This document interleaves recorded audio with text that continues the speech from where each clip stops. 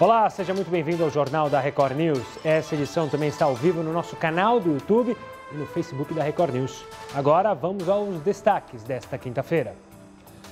Brasil tem 844 novas mortes por coronavírus e quase 14 mil casos registrados em 24 horas. O mundo já soma mais de 300 mil mortes e 1,5 milhão de recuperados. Quase 200 mil profissionais da saúde no país estão com suspeita de coronavírus. A maioria dos casos é de auxiliares e técnicos de enfermagem. Falar alto pode deixar o coronavírus no ar por 14 minutos. Conclusão de pesquisadores americanos pode ajudar a esclarecer formas de transmissão da Covid-19. Passaporte de imunidade. Ministro da Saúde da Alemanha defende a adoção do documento. Enquanto isso, a OMS afirma que não existem provas de que os recuperados fiquem imunes.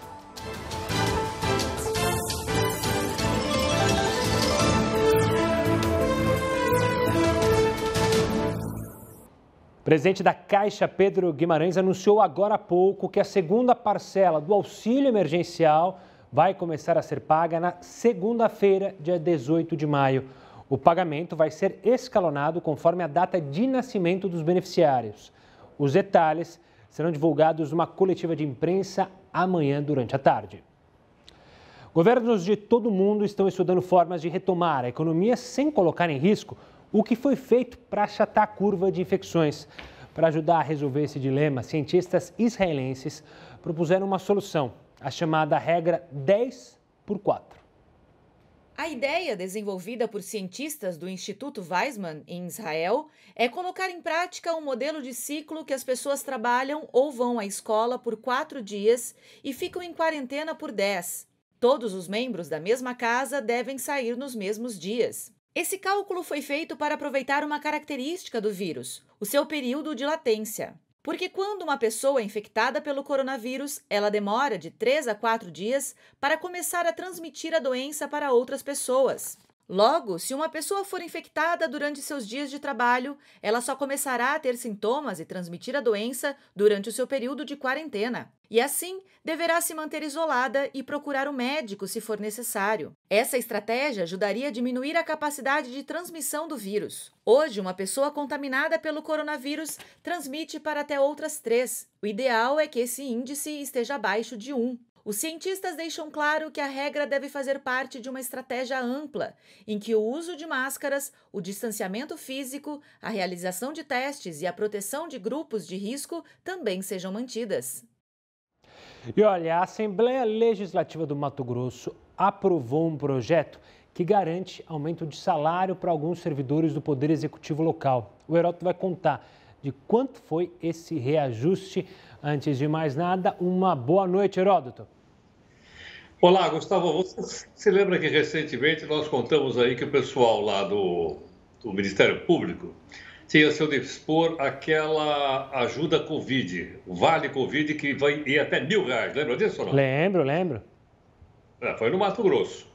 Agora, parece que realmente está sobrando grana lá no Mato Grosso. Os estados por aí afora estão tudo de pires na mão, batendo na porta do governo federal. Não é o caso do Mato Grosso.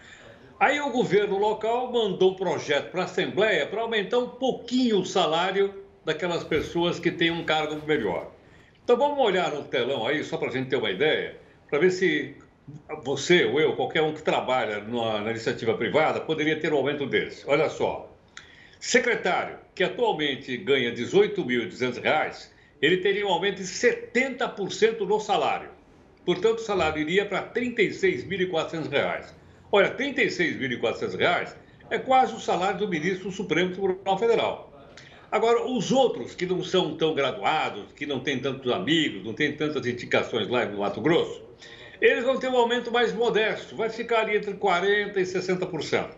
Então, o cidadão que ganhar R$ 9.300 vai passar a receber R$ 16.200. O projeto é do Poder Executivo, portanto, do governador, e tem, então, a anuência da Assembleia Legislativa do Mato Grosso.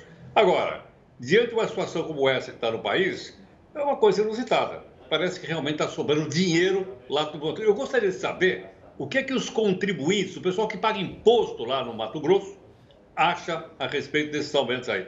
É uma boa, não é, Gustavo? É uma boa. Fica o convite para você que acompanha o Jornal da Record News. Coloca lá, hashtag JRNews. Manda a sua opinião, principalmente você que é do Mato Grosso. Participe no Twitter, também no Facebook e pelo nosso YouTube. O Heródoto volta daqui a pouquinho aqui conosco. E a nossa pergunta do dia também tem um pouco disso que o Heródoto falou. Só que é um projeto do Congresso. É que o Senado aprovou aumento salarial para policiais e bombeiros do Distrito Federal e mais 3 estados. Claro que é uma situação diferente, até o Senado diz que esse aumento salarial é retroativo, ou seja, era uma luta dessa classe específica há tempos, mas a gente quer saber a sua opinião. Aqui a gente quer saber a sua opinião, não quer deixar a nossa opinião mudar a sua. Então, a gente quer, claro, que você mande o que você acha. Você acha que é o momento correto para ter um reajuste? Manda, então, a sua mensagem. Como eu disse, hashtag JRNews e participa no Twitter ou manda pelo WhatsApp 942-128-782 e também na nossa live no Facebook. Conversar com alguém que fala alto e cuspindo não é nada agradável, não é mesmo? Em tempos de pandemia, a situação fica ainda pior. Você vai entender por quê em instantes. Agora, eu te espero na nossa live.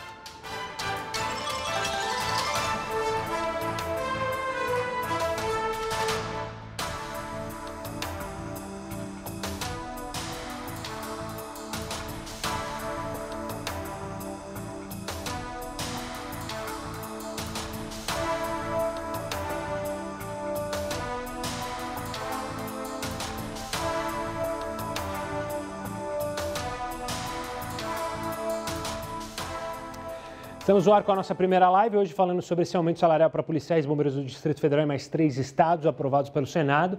Vamos para a participação da Rita. Ela diz, na situação em que estamos, acredito que não seja o momento, já que tem muita gente passando por dificuldades e não é hora de falar de aumento, na opinião da Rita, ela que é de Campinas. O Alex, Eusébio, não, deveriam deixar para uma oportunidade futura. A atual situação não nos permite essa condição, na opinião do Alex. Obrigado pela participação, Alex. Tino de Serra, outro que diz que não é o momento, mesmo que eles trabalhem na frente de batalha. Se tem dinheiro sobrando para aumento, ele deveria ser usado na saúde. Essa é a opinião do Tino. Valeu, Tino, obrigado. Aparecido de Presidente Venceslau, acredito que o aumento do salário de policiais seja justo, mas o momento é inoportuno, na opinião do Aparecido. Valeu, Aparecido, obrigado pela participação. Jair de Ribeirão Preto, enquanto se exige o sacrifício de tantos, não é justo que apenas alguns sejam privilegiados, ainda mais na hora errada na visão do Jair. Ele é lá de Ribeirão. Forte abraço para toda a região. Renato de Recife diz, não é o momento, todos os esforços devem ser para combater a Covid-19 e esse dinheiro seria muito bem-vindo para isso. Essa é a opinião do Renato. Esse aumento, pelas contas lá, vai afetar, são 500 milhões de reais que tem impacto. Mas, como eu disse, a defesa de alguns senadores defenderam a aprovação do projeto justamente porque era um pleito antigo dessa categoria específica, ou seja, há anos que eles estavam pedindo um reajuste. Foi aprovado agora, muitos senadores disseram até que se foi aprovado agora, errou de não ter aprovado antes, porque já era para ter sido aprovado. Enfim, a gente só colocando aqui todos os pontos para você fazer a sua opinião da maneira que você quiser. Daniele Grabowski parabenizando a gente pelo jornal. Valeu, Dani. Ela que está participando pelo Face. Boa noite para a Adriana Petit, para o Léo Melo, para o apologético Albino. O Albino, ele está fazendo aniversário hoje, olha que legal. Parabéns, Albino. Forte que esse novo ciclo, esse novo ano seja mais feliz que o último. E com muita saúde, tá bom, Albino? Flávia reclamando do aumento lá no Mato Grosso que o Heródoto passou. Carlos Leite falando tenebroso até pensar em aumentar salários. Nivaldo Ribeiro Martins, agora que a pandemia está aumentando em Mato Grosso, o governo aumenta os salários dos secretários, estão se esbanjando com o dinheiro que o governo federal está liberando. Tá aí, boa noite para Aparecida Simões, para o Antônio Custódio, para Maria Ofélia, para Toninha, para o Juliano, para a Jaqueline e para todo mundo que está aqui com a gente na nossa live. Em mais 20 segundos a gente está de volta na tela da sua TV. Um forte abraço.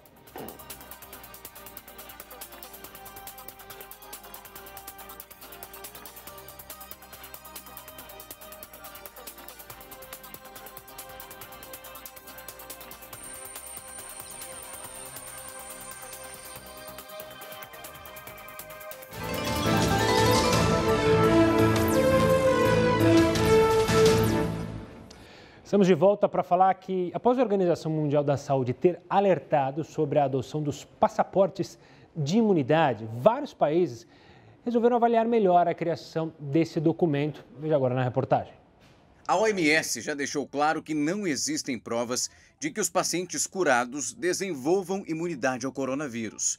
Apesar disso, vários países como Estados Unidos, Reino Unido e Espanha anunciaram que avaliam a criação de um passaporte da imunidade.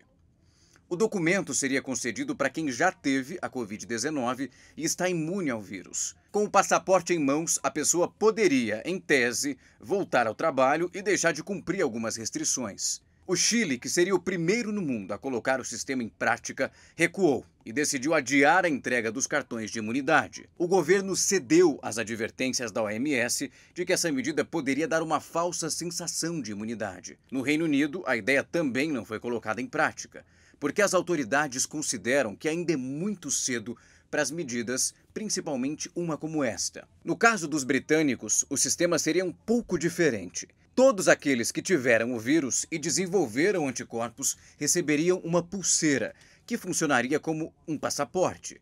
Nessa quinta-feira, o ministro da Saúde da Alemanha, Jens Spahn, reforçou que considera necessário adotar um certificado de imunidade ao novo coronavírus. No entanto, esse plano também foi adiado porque, de acordo com ele, é preciso mais tempo para debater essa questão. Para sair do campo das ideias, esse tipo de iniciativa precisa superar uma série de obstáculos. Os testes que detectam se as pessoas são imunes ao vírus não tiveram até agora uma comprovação de precisão e confiabilidade. Os exames, segundo a OMS, são indicados para grupos específicos, como os profissionais de saúde e pessoas que tiveram contato com pessoas doentes. Existe também o risco das pessoas receberem o certificado de imunidade e passarem a ignorar as medidas de prevenção, o que aumentaria a probabilidade de uma transmissão da doença. E você, o que acha dessa ideia de passaporte de imunidade? Mande sua mensagem faça sua participação lá no Twitter, #JRNews, você participa, comenta os assuntos do jornal. Voltando aqui para o Brasil, a Câmara dos Deputados aprovou nesta quinta-feira um projeto de lei que proíbe o despejo de inquilinos durante a pandemia. A proposta impede, até o dia 30 de outubro deste ano, a concessão de liminares para despejo por atraso no pagamento do aluguel. A suspensão vale tanto para imóveis residenciais quanto para comerciais e atinge todas as ações ajuizadas a partir de 20 de março. Então, anote aí, data em que foi publicado o decreto que reconheceu o estado de calamidade pública aqui no país. Ainda na questão jurídica, um outro assunto que deu o que falar foi um juiz do Distrito Federal que atendeu um pedido de divórcio unilateral. Ele afirmou que se uma das partes tem certeza de que quer o divórcio, não há necessidade de esperar a decisão da outra parte. Mas você sabe como funciona esse tipo de divórcio aqui no Brasil? O que há de diferente nele? Quem explica para a gente é Darlan Barroso, professor e coordenador do Direito da Família do meu curso. Obrigado pela participação aqui conosco. Darlan, a questão do divórcio, da separação mudou muito, né? Em toda a nossa história como sociedade aqui no Brasil. Eu lembro da época que tinha disquite, enfim. Como é que funciona esse divórcio unilateral? Explica para a gente essa decisão tomada por esse juiz.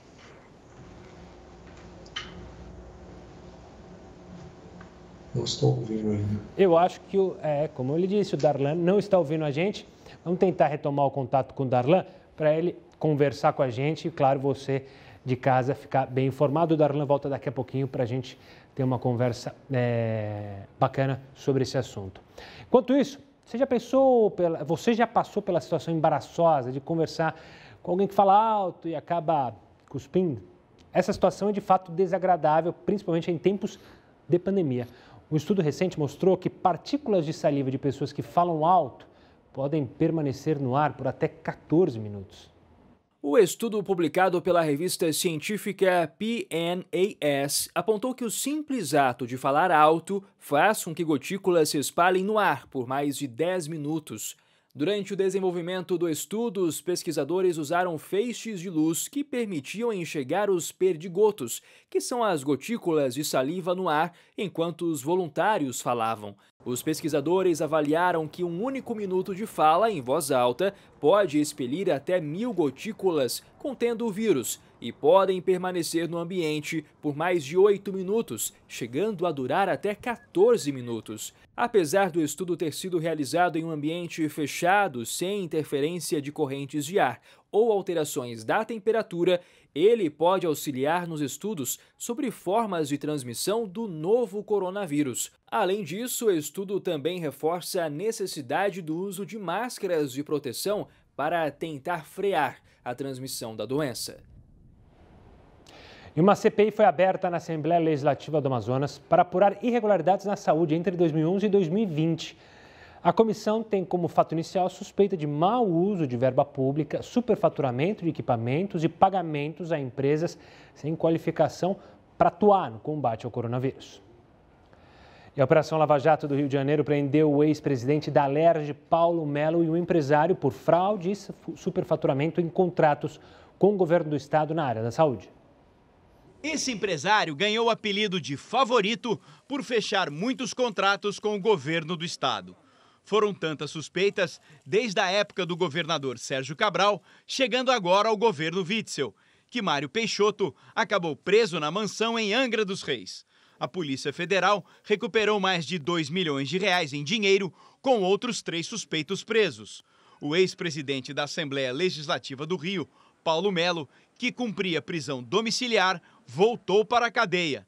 As investigações apontam que Mário Peixoto pagava propina aos ex-deputados Paulo Melo e Jorge Pisciani, e também aos conselheiros do Tribunal de Contas do Estado para garantir contratos de manutenção de unidades de saúde. A organização criminosa recebeu mais de 180 milhões de reais nesses contratos. Mário Peixoto também teria realizado manobras ilícitas para a contratação com dispensa de licitação de fornecimento em álcool em gel para a Marinha do Brasil. As investigações descobriram que o grupo se preparava para ganhar dinheiro durante a pandemia. O alvo, a prestação de serviços e a construção de hospitais de campanha no estado. A intenção era se valer de contratações emergenciais e sem licitação para garantir parcerias que renderiam milhões de reais. Nessa troca de e-mails, foram encontradas planilhas com os custos das unidades e um modelo pronto de proposta para a construção dos hospitais. Os procuradores afirmam que Mário Peixoto ainda pagava propina para manter contratos ativos com o governo de Wilson Witzel. Só em março deste ano, foram 36 milhões de reais para prestar serviços à Faetec e outros 26 milhões com o Detran. A denúncia revela ainda a sociedade entre Mário Peixoto, Paulo Melo e Jorge Pisciani em empresas de agronegócio. Paulo Melo está de volta à cadeia, ao lado do amigo Mário Peixoto, que em 2014 se casou em uma festa milionária em um castelo na Itália. Na época, os ex-deputados ganharam a viagem e foram os padrinhos do empresário. Uma das grandes preocupações que vieram com a pandemia é que as pessoas, por medo da contaminação, deixaram de buscar tratamento para doenças perigosas como câncer e também cardiopatias. Heródoto, participa aqui conosco de novo. Isso pode ter um efeito bumerangue, não é verdade? Pode sim. Olha, Gustavo, eu tive contato com o pessoal da Sociedade Brasileira de Cirurgião Oncológico, que são cirurgiões que tratam de câncer. E o que tem acontecido é o seguinte, as pessoas estão muito com medo de ir para um hospital achando que pode contrair o Covid-19, pode acabar apanhando a doença. Alguns hospitais privados, e eu tenho visto isso pessoalmente, eles separaram as coisas. Então, quando você tem alguma coisa relativa ao Covid-19, você vai para uma ala do hospital. Quando você não tem, você vai na outra. Mas isso não acontece no hospital público. E talvez essa seja a razão de uma porção de pessoas não estar se tratando de uma doença tão grave quanto o câncer. Eu pedi, e eles me mandaram um número, que é esse, que eu vou mostrar para o pessoal todo que está nos acompanhando agora, só para a gente ter uma ideia, né, da importância que tem esse tratamento. Olha, vai de 11 de março a 11 de abril. 75% dos atendimentos que deveriam ter acontecido não ocorreram. 20% das cirurgias que deveriam ter ocorrido também não ocorreram. E uma outra coisa bastante preocupante, você sabe que quando há uma suspeita da pessoa ter um câncer no corpo, geralmente se pede a ela que se faça um exame chamado biópsia. Pois é, segundo a Sociedade Brasileira de cirurgião de câncer, pelo menos 50 mil biópsias não foram realizadas. Portanto, você veja o seguinte, uma doença como essa, que é uma doença grave, é uma doença que a pessoa precisa tratar assim que ela se manifesta. É verdade que em alguns casos a doença não se manifesta, mas quando ela tem um exame, ela começa a tratar, infelizmente não está sendo tratada. Então, por esse motivo, eu pedi que eles mandassem esses dados para chamar a atenção das pessoas, porque uma doença grave como essa não pode esperar o coronavírus terminar para tentar fazer uma recuperação, fazer uma recuperação da doença. E esses números são bastante preocupantes. Portanto, fica aí a nossa sugestão para que as pessoas não abandonem o tratamento de câncer que é necessário. Tá certo. Obrigado, Heroto. Ele volta aqui conosco ainda nessa edição. O Senado adiou para a próxima segunda-feira a votação do projeto que limita em 20% ao ano os juros do cartão de crédito e do cheque especial. A proposta também proíbe os bancos de reduzirem os limites de crédito de seus clientes entre os meses de março deste ano e julho de 2021. O objetivo do projeto, que atribui ao Banco Central a função de regulamentar e fiscalizar as instituições financeiras, é minimizar os efeitos da pandemia do coronavírus sobre famílias e empresas. Líderes e representantes mundiais fizeram hoje um apelo para que a vacina contra o coronavírus esteja disponível para todos. Um dos maiores grupos farmacêuticos do mundo anunciou que os Estados Unidos teriam prioridade na entrega dos medicamentos porque investiram mais dinheiro. A empresa, que é de origem francesa, alega que a produção, principalmente no laboratório americano, seria dedicada aos Estados Unidos. O restante seria distribuído aos outros países. A declaração provocou protestos na Europa, liderados pela França. O governo do presidente Emmanuel Macron defende que um país não pode ter prioridade diante de uma pandemia que já matou cerca de 300 mil pessoas no mundo. Em uma carta aberta sem precedentes, 140 representantes de nações do mundo inteiro pedem garantias de que testes, vacinas e tratamentos para a Covid-19 sejam distribuídos de forma justa e gratuita em todos os países.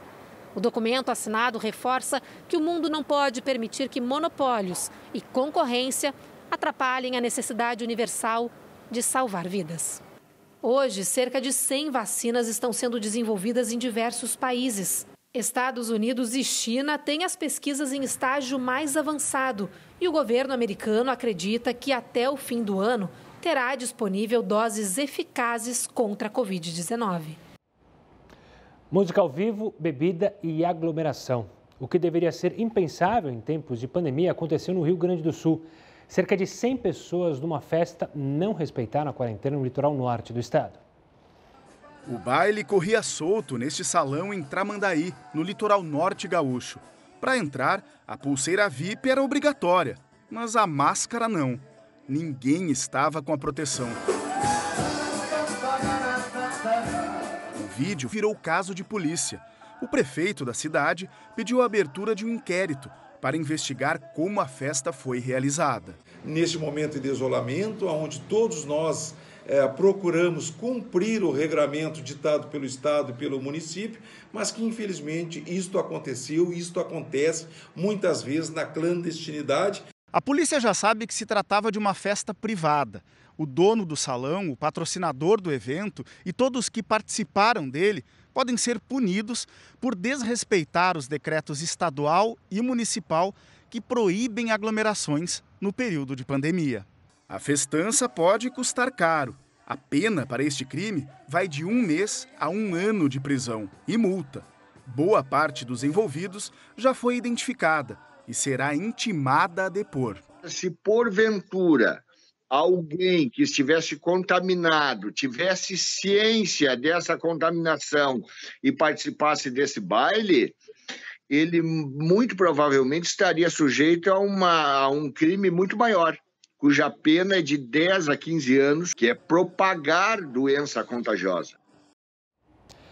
E na entrevista coletiva desta quinta-feira, o Ministério da Saúde mostrou qual é a colocação do Brasil em relação ao coronavírus no mundo. A entrevista coletiva foi dada pelo secretário substituto de Vigilância em Saúde do Ministério da Saúde, Eduardo Macário. Ele deixou claro que o Brasil precisa ficar em alerta porque os números de mortes só aumentam no país. Essa curva, ela mostra a distribuição de casos de Covid nos 7 países com maior número de casos confirmados ao redor do mundo. Então, nós temos no primeiro ponto os Estados Unidos, que lideram em número de casos confirmados de Covid. O Brasil, ele se encontra em preto. Nós ultrapassamos o número de casos da França e estamos numa tendência crescente nas últimas semanas. Questionado sobre o que o Ministério pretende fazer neste momento em que o país é o 6º com mais mortos e infectados, o secretário não trouxe muitas novidades. O que nós já temos feito é justamente esse diálogo com os estados e municípios no sentido de estar reforçando as medidas, seja do ponto de vista do aumento na capacidade de testar e principalmente com essa estratégia de testar, identificar, buscar contatos e promover um isolamento desses contactantes justamente para a gente diminuir o número de casos. Esta semana, o ministro da Saúde, Nelson Taixe, anunciou um plano de diretrizes de isolamento para os estados e municípios. A apresentação, que seria ontem, foi cancelada. Na entrevista desta quinta, o subsecretário também alertou para os riscos das pessoas que já sofrem com algum tipo de doença crônica. Temos percentuais, cerca de 65% das pessoas que foram a óbito por coronavírus no Brasil, elas apresentam pelo menos um fator de risco, sendo o principal as cardiopatias, alguns casos de hipertensão, obesidade mórbida, obesidade em geral, entre outros. E falou sobre o atual momento do Brasil. Acho que a principal mensagem é que nós estamos ainda num momento de crescimento de casos, né? Não há nenhuma perspectiva nesse momento de estabilização ou até mesmo diminuição. Olha, ainda falando do coronavírus, algumas crianças diagnosticadas com o vírus em Wuhan, na China, apresentaram sintomas gastrointestinais, como diarreia, vômito e dor abdominal, antes mesmo de aparecerem os sintomas respiratórios. Perdas de olfato e paladar também foram relatadas por 70% das pessoas infectadas. Eu converso agora com o infectologista João Prats, da Beneficência Portuguesa aqui de São Paulo, para entender quais sintomas da Covid são diferentes de uma gripe comum. Doutor, obrigado pela participação aqui conosco mais uma vez. A gente citou aí alguns desses sintomas que não são comuns a uma gripe, entre aspas, comum. Quais mais outras diferenças a Covid-19 tem da outra gripe que a gente está acostumada, que é a coriza, que é a dor de cabeça, que a gente pode ficar alerta, não se preocupar, mas ficar alerta caso a gente tenha em casa? Boa noite, meu caro, obrigado, é um prazer estar com você mais uma vez. É importante dizer isso, que os sintomas que você falou são muito importantes, tem alguns a mais, né? E eu tenho visto muitos casos atípicos. Esse da diarreia que você mencionou, eu vi vários pacientes que tiveram diarreia, aí a gente achando que era uma gastroenterite, né? Uma intoxicação alimentar, aí o tempo passa, veio a febre e estômago respiratório. Eu tive, de muito curioso, alguns casos de dores abdominais estranhas, que pareciam uma coisa como uma inflamação da vesícula, como uma infecção urinária, e que na hora de fazer a avaliação, a tomografia, a gente olhou a base do pulmão também e achou o coronavírus. Isso acontece porque nosso intestino, por exemplo, tem muitas células de defesa, como se fossem as ínguas, né? Os gânglios que a gente tem no pescoço, a gente tem um monte no intestino. E eles podem ficar inflamados e causar essas dores estranhas referidas. A gente tem muita alteração de olfato e paladar, mas também tem alguns quadros, até eu tive um caso de uma forma que simulava uma meningite viral. Muita dor de cabeça e rigidez de nuca, quase que parecia uma meningite. E, na verdade, tudo isso era coronavírus. A gente tem alguns casos bem atípicos mesmo, intestinais e olfato, paladar e até neurológicos, né? Meningite viral, algumas alterações assim estranhas. Imagina confundir uma inflamação na vesícula e você está achando que é isso e, na verdade, é um coronavírus? É um susto tremendo. Mas, doutor, me diz uma coisa, esses fatores que acontecem, esses casos, eles antecedem os problemas no pulmão de saúde. A partir dali que é onde a pessoa tem que ficar alerta, é isso? A grande maioria que vem com esses sintomas atípicos não são tantos, tá? A gente fala que sintomas digestivos são 10%, e de maneira isolada, assim, vamos dizer, as pessoas não sentiam mais nada quando foi diagnosticada, é alguma coisa tipo 3%, um número bem pequeno. A maioria das vezes eles antecedem sim a parte da piora da respiração. Primeiro vem esse quadro intestinal, passa um tempo e aí se instala o quadro respiratório. Então, isso é importante, porque ter febre, diarreia, por exemplo, né, pode já ser um sinal de que você está com coronavírus. E essa parte do olfato e do paladar é muito notável, a gente não via isso em outras infecções. Então, ter o olfato e o paladar perdidos, alterados, pode ser um sinal que você pode estar com coronavírus, mesmo que você não tenha outros sintomas típicos, mesmo que você não tenha febre, não tenha falta de ar, pode ser sim um sinal para ficar esperto. A maioria é isso, tem um sintoma estranho e depois a gente acha o coronavírus mais classicamente. É muito raro ser só o sintoma estranho e não ter a parte respiratória. E doutor, o conselho para quem está sentindo esses sintomas aí que você mencionou continue em casa, faz a reclusão, fica isolado ou já vai procurar o hospital? Antigamente, a gente sempre falava para ficar em casa só no agravamento do caso e procurar um hospital. Essa segue sendo a recomendação? Isso, o sinal clínico mais típico para você ir para o hospital e ficar bem preocupado é ter falta de ar. Então, vale ainda essa orientação. Tem se mostrado, a gente tem tentado para fazer com que as pessoas cheguem mais cedo no hospital, assim, por causa de alguns estudos que estão mostrando que talvez a falta de ar demore um pouco para aparecer e a doença já se agravou.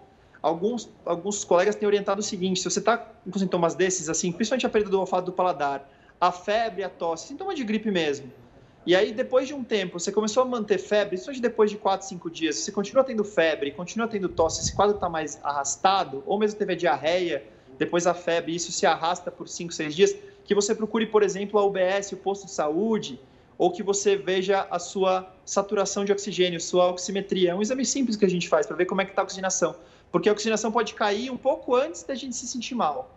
Mas de sintoma mesmo, é a falta de ar que deve chamar atenção, ou a incapacidade de se alimentar ou tomar líquidos.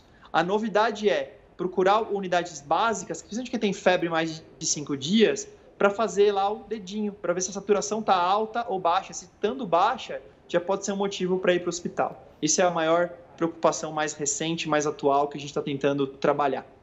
Doutor, obrigado mais uma vez pela participação, para tirar essas dúvidas sobre a Covid-19. É sempre um prazer conversar com você e parabéns pelo serviço que você e seus colegas têm feito aqui em todo o estado de São Paulo, a cidade de São Paulo e, claro, em todo o Brasil. Um forte abraço, doutor. Bom, ainda falando sobre, claro, o coronavírus, a Organização Mundial da Saúde afirmou que existe uma possibilidade do coronavírus nunca desaparecer.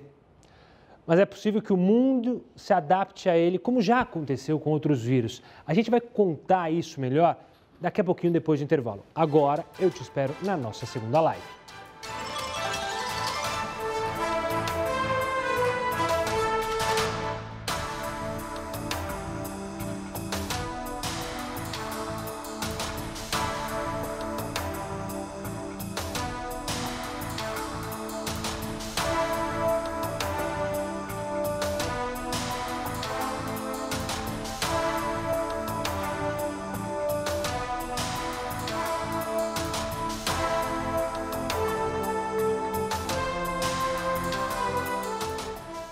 Estamos de volta com mais uma live, a sua participação aqui no Jornal da Record News.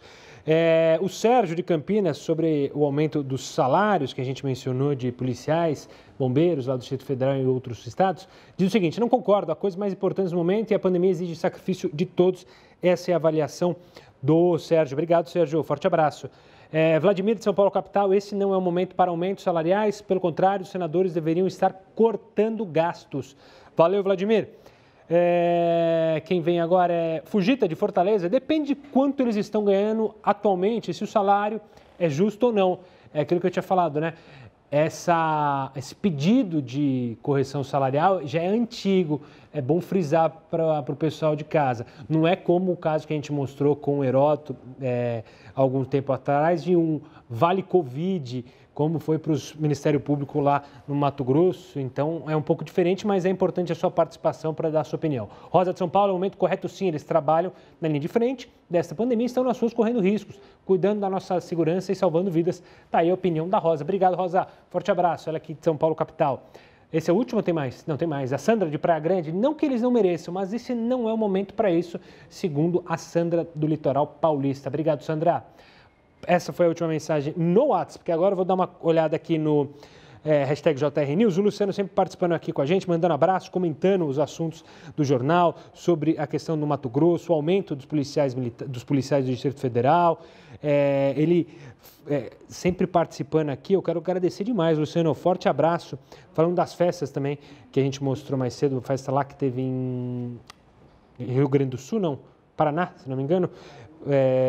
O Daniel Fernandes também participando, hashtag JR News. Ele faz um questionamento importante, porque ele é lá do Amazonas. Qual será o segredo do Mato Grosso para sair dando aumento salarial de 70%? Precisamos urgente dessa fórmula aqui no Amazonas, porque aqui os reajustes salariais estão sendo para baixo, como em muitos locais, né? E muitas pessoas estão perdendo dinheiro, estão reduzindo os ganhos, o salário. Quem é empresário não está tendo renda, quem é microempreendedor a mesma coisa, quem é funcionário acaba baixando o salário, enfim.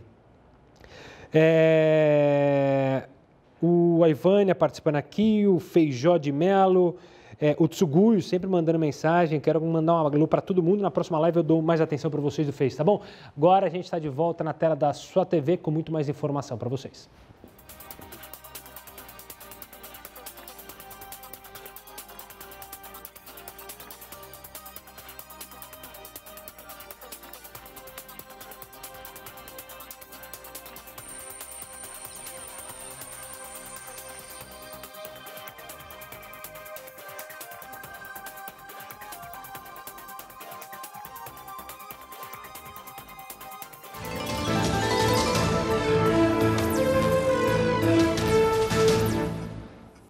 Superior Tribunal de Justiça decidiu que o processo que apura irregularidades na construção da cidade administrativa será julgado pela Justiça Mineira. O deputado federal Aécio Neves é acusado, junto com outras 11 pessoas, de corrupção passiva, ativa, lavagem de dinheiro, cartel e fraude à licitação.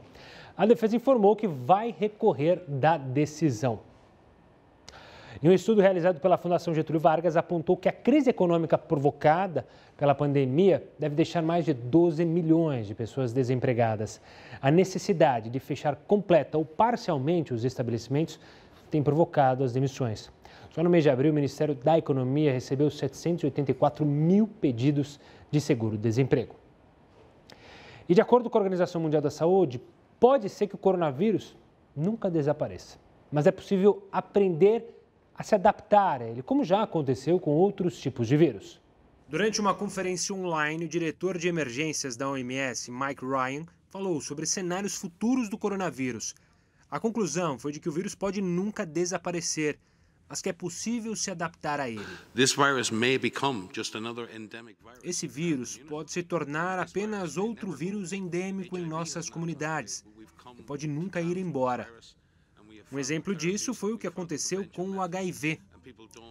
O HIV não desapareceu, mas nós aprendemos a lidar com o vírus. Na coletiva, Mike disse que o mundo tem chance de eliminar o vírus, mas para isso seria necessária a disponibilização de vacinas contra a doença.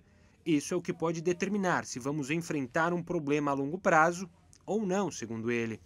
É importante lembrar que já existem mais de 100 vacinas em desenvolvimento. O sarampo, por exemplo, tem vacina, mas continua ocorrendo. A diferença é que o número de casos é bem menor em relação a quando surgiu. Para o diretor-geral da organização, Tedros Adhanom, é possível controlar o vírus, mas com o empenho de todos.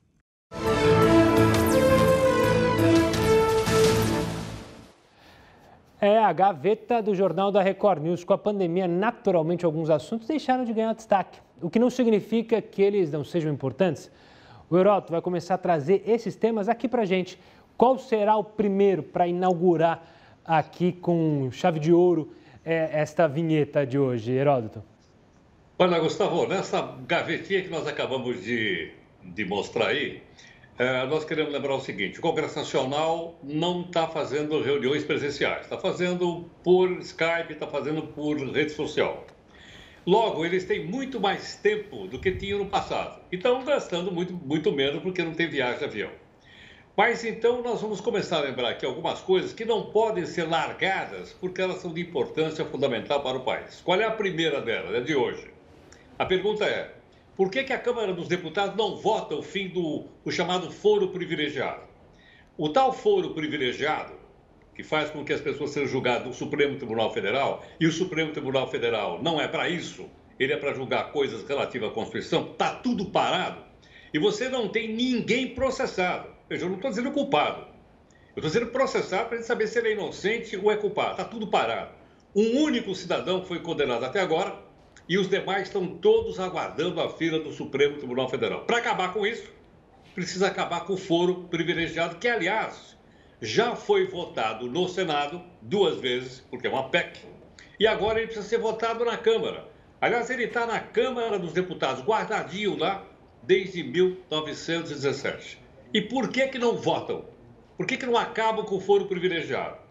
Porque, obviamente, Gustavo, vai depender de nós, enquanto cidadãos, enquanto representados pelos deputados federais, nós temos que mandar um zap lá para o nosso deputado federal e perguntar para ele por que não votam o fim do foro privilegiado. Tem nada a ver com outras coisas que estão acontecendo no país. Essa é uma coisa que nós, enquanto cidadãos, temos que cobrar do poder legislativo.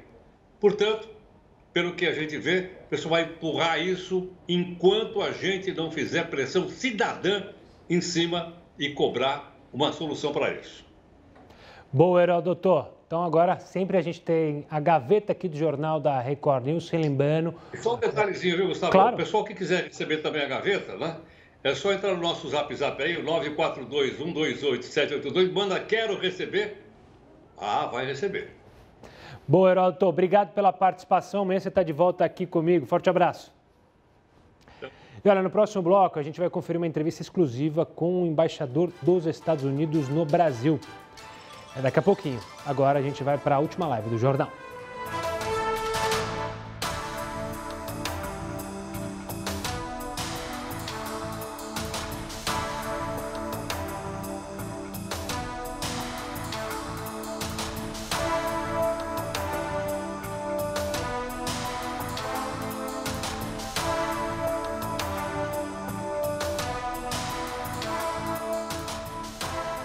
Estamos de volta com a sua participação, começando pelo WhatsApp. O Jaques de Blumenau diz: não é um momento para considerar aumento de salário em nenhuma categoria. Já vista que existem muitas demissões em vários setores. Essa é a opinião do Jaques, está registradíssima aqui. Jaques, obrigado pela participação.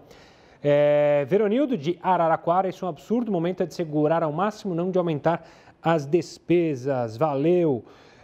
Agora a gente fala com Walter de São Pedro da Aldeia. Ou aumenta todos os policiais do Brasil ou não aumenta para ninguém. A PM de Brasília já é a melhor remunerada no Brasil. Valeu, Walter, obrigado pela participação. José de Joinville, Santa Catarina, por que não? Acho que eles merecem todo o nosso apoio e também ganharam o suficiente para manter suas famílias. Obrigado pela participação. Rúbia de Salvador: não se pode dar aumento para ninguém. Essa foi uma decisão errada para o momento. Agora é hora de economia e sacrifício para todos, inclusive para os nossos governantes. Está registrada também sua opinião, Rubia, obrigado. Mário, Porto Alegre, Rio Grande do Sul, nossos gaúchos participando aqui do JR News. Na minha opinião, não é hora de aumentar o salário de ninguém. Valeu, obrigado pela participação. A Aparecida Simões manda mensagem pelo Face, na nossa live que está lá, você pode acompanhar, é só ir na nossa página no Facebook. Na Câmara nunca vai ser votado, no que depender deles, o projeto foro para acabar com o foro privilegiado que o Heródoto mencionou aqui. A Aninha Miranda falando sobre a corrupção, no caso lá da cidade administrativa de Minas Gerais. O meu parceiro o meu xará, Gustavo Cunha, publicaram que o número dos contaminados só aumenta, ele nunca vai diminuir. Imagino que seja uma frase de preocupação, né, Gustavo? A gente segue, claro, acompanhando todos os dados relacionados ao coronavírus. Tsuguyo: quando os sintomas estão no início, é melhor procurar ajuda médica.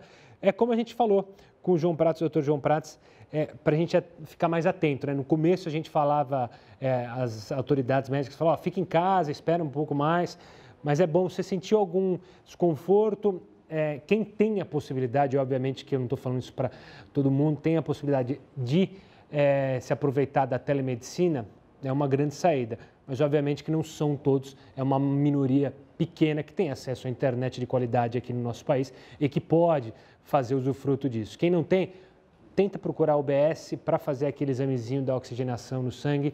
É uma boa dica para, claro, você tentar pegar a doença bem antes e não deixar ela piorar quando começa a atrapalhar a nossa respiração, para você não ter problema nenhum. A gente, claro, não quer que essa doença faça mais vítimas, mas infelizmente vem fazendo, né? Quero agradecer a participação de todos que vocês mandaram mensagens pelo Twitter, Facebook e também pelo WhatsApp. E amanhã tem mais live. Daqui 10 segundos a gente está de volta na tela da sua TV com o último bloco do jornal.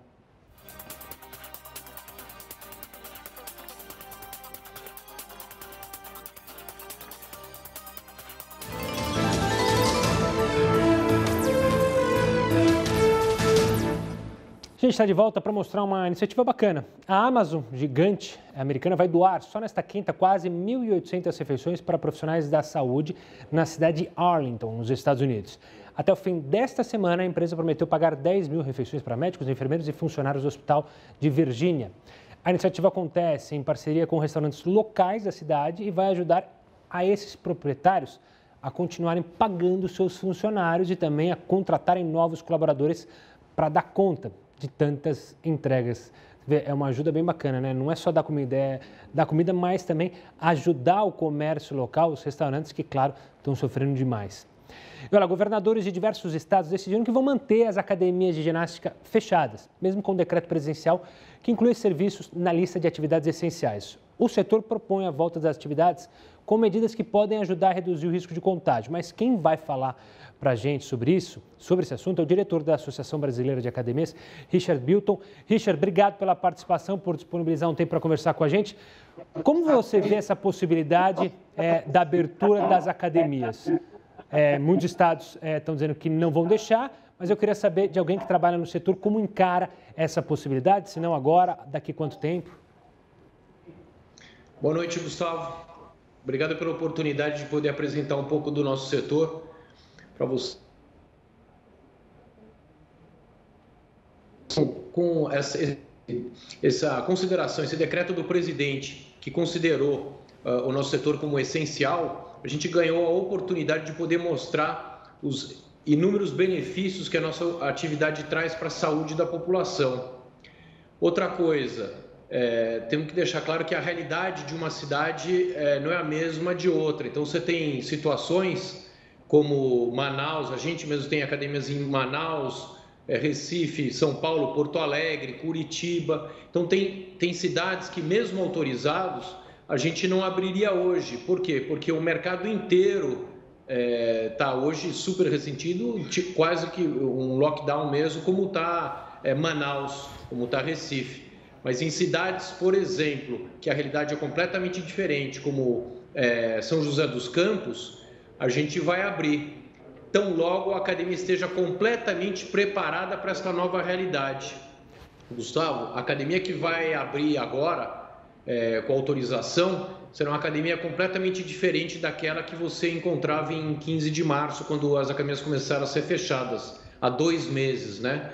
Você vai entrar numa academia, você vai ter muito mais segurança, um ambiente muito mais saudável do que entrar numa farmácia, entrar num supermercado. Nem se fala quanto a transporte urbano, né? As academias estarão, para você ter uma ideia, com carpetes para sanitizar o solado do sapato, do tênis, entrar com reconhecimento facial ou por outro formato, sem precisar colocar a digital. Você vai ter álcool em gel em todos os ambientes das academias. Você vai ter pelo menos 4 metros quadrados por aluno, é o que a gente tem colocado. A gente fez uma série de recomendações. Isso está sendo seguido em todos os lugares. O que acontece? Você não tem isso hoje, nem nas lojas autorizadas, em farmácias, em nenhum lugar, nem em supermercado.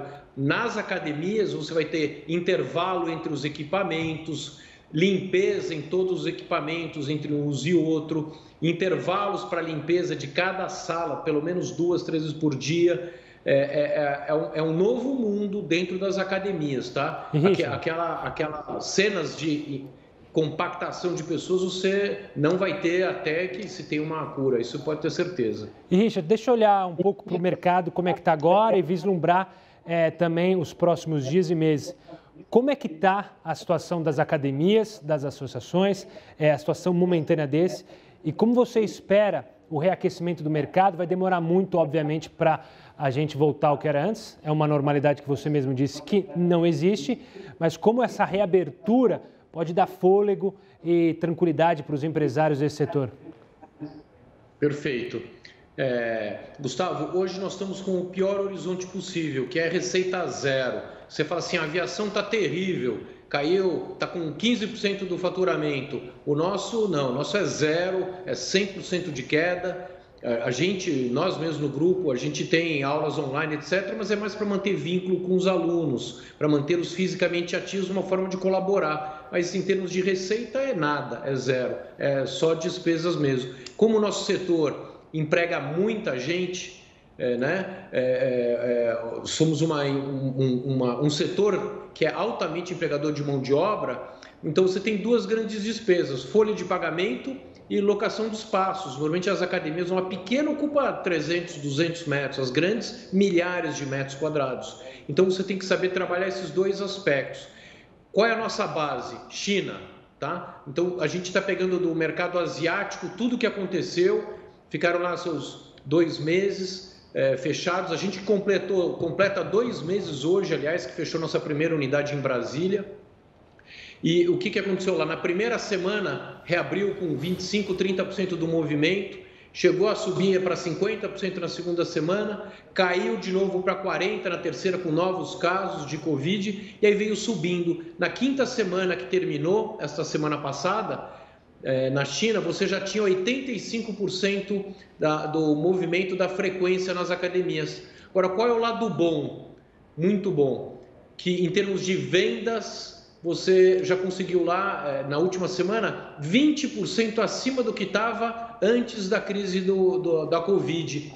Por quê? Porque conseguiu trazer muito público novo, sedentário, aquela turma do sofá que a gente fala entre aspas, que normalmente não viria para as academias. Porque eu não gosto de treinar, porque eu não gosto de ginástica, mas acordou para a realidade de que N doenças causadas pelo sedentarismo, obesidade, quem tem hipertensão, diabetes, assim por diante, são as primeiras vítimas, até num caso como esse da pandemia do Covid, Claro. Então, muita gente nova, pra você ter uma ideia, segundo esse grupo chinês, 35% das vendas foram para pessoas que nunca foram alunos de academia.